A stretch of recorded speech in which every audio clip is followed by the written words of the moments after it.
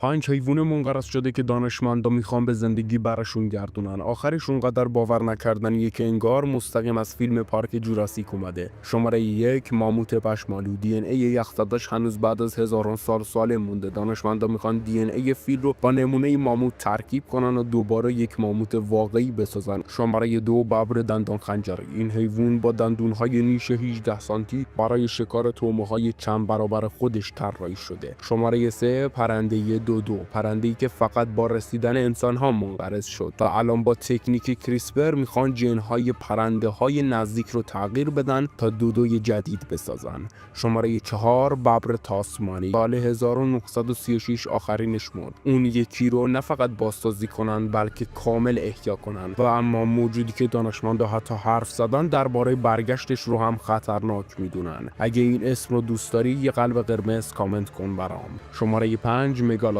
کوسه‌ای با اندازه یه اتوبوس که 18 متر طول داره و بدترین گاز گرفتن‌های توی تاریخ اقیانوس رو داره. دانشمندا میگن دی ان ایش تقریباً غیر قابل بازیابیه ولی تحقیقات روی فسیل دندون‌هاش هنوز ادامه داره.